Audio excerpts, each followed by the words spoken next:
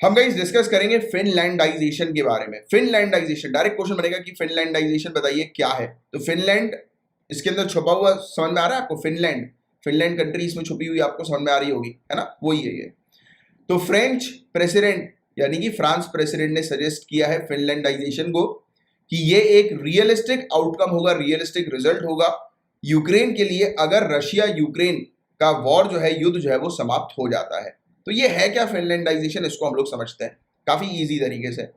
तो it refers to policy of strict neutrality between Moscow यानी कि Russia and the west. Strict neutrality, दोनों neutral होंगे, मतलब कोई भी किसी का फेवर नहीं करेगा, ना यूएसए का ना यूएसएसआर का। ये कोल्ड वॉर के समय पर आया था ये फिनलैंडाइजेशन। तो उस समय यूएसए और यूएसएसआर का जो मुद्दा चल रहा था, इन्होंने कह दिया था कि हम भैया न्यूट्रल रहेंगे, ना हम यूएसए की तरफ, ना हम वेस्ट की तरफ, ना हम रशिया की तरफ। बस इन्होंने ये चीज कर दी थी। तो ये उस समय आया था जिस समय कोल्ड वॉर का पीरियड हमें देखने को मिला था। जो प्रिंसिपल है न्यूट्रलिटी का, इसकी जड़ें कहां पर छुपी हुई है? एग्रीमेंट ऑफ फ्रेंडशिप पर इसकी जड़ें छुपी हुई है। Agreement of friendship, cooperation and mutual assistance, जिसे YYA ट्रीटी कहा जाता है।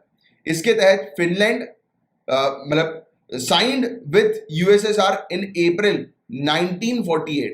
तो फिनलैंड ने जो है वो साइन किया था यूएसएसआर के साथ ये प्रिंसिपल ऑफ न्यूट्रलिटी को, या आप कह सकते हैं फिनलैंडाइजेशन को, अप्रैल 1948 में।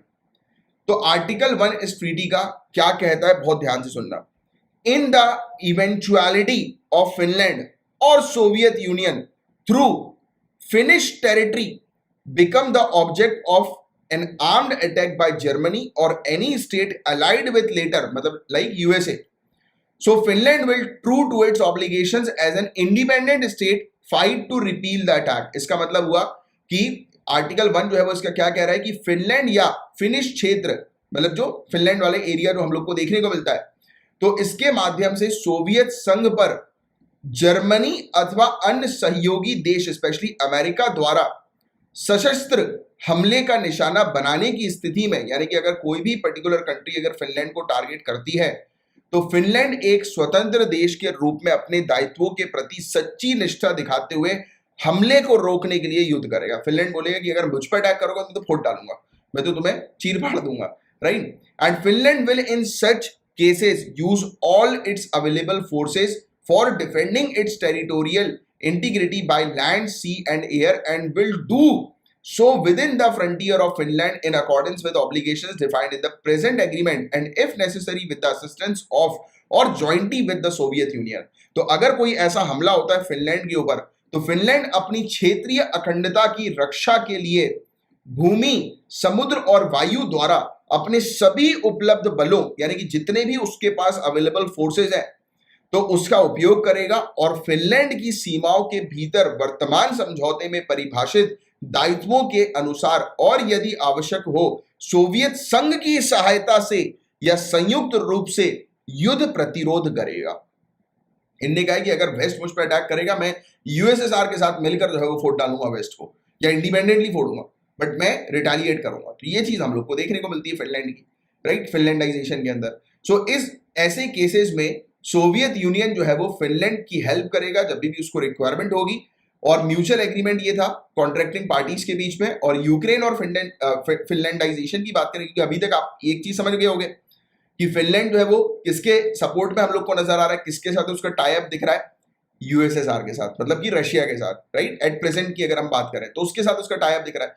सो यूक्रेन और फिनलैंडाइजेशन की अगर हम बात करें, तो यूक्रेन जो है वो पहले सोवियत यूनियन का पार्ट था, फिर बाद में उसका टिल्ट जो है वो वेस्ट की तरफ चला गया, स्पेशली यूनाइटेड स्टेट्स की तरफ चला गया, और इकोनॉमिकली और पॉलिटिकली, राइट। और ये रशिया के इन्फ्लुएंस को जो है वो रेजिस्ट करना इसने शुरू कर दिया। इसने बोला कि नहीं, मैं रशिया का फ्रेंड नहीं हूं, मैं जो हूं वेस्ट का फ्रेंड हूं। तो ये रशिया यूक्रेन का कॉन्फ्लिक्ट जो मैंने आपको समझाया था काफी डिटेल में, उसमें आपको ये पूरी चीज जो है वो अच्छे से क्लियर हो गई होगी कि किस प्रकार से रशिया और यूक्रेन के बीच में कॉन्फ्लिक्ट हो रहा है, उसकी जड़ें जो पास्ट में जो है वो किस टाइप से हैं।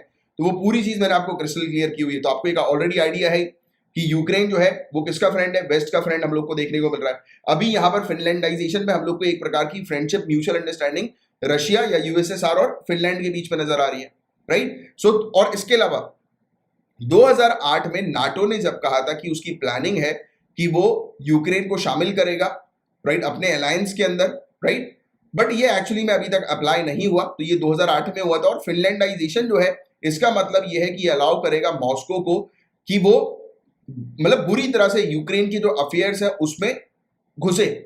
मतलब कुल मिलाकर फिनलैंड जो है वो रशिया के साथ जो है वो पार्टनरशिप करके यूक्रेन के अफेयर्स को जो है वो इन्फ्लुएंस करने का भी काम करेगा, और ये यूक्रेन के अगेंस्ट है, राइट? क्योंकि यूक्रेन कभी भी नहीं चाहता कि यूक्रेन के अफेयर्स को जो है वो इनडायरेक्टली रशिया जो है वो मैनिपुलेट करे या इन्फ्लुएंस करे। तो दिस इज द थिंग। आप तो सिंपल सी चीज ये ध्यान में रखो, फिनलैंडाइजेशन इज नथिंग बट सिंपल सी चीज है कि अगर कोई भी इशू होता है तो पहली चीज तो फिनलैंड न्यूट्रल रहेगा, वो किसी को सपोर्ट नहीं करेगा।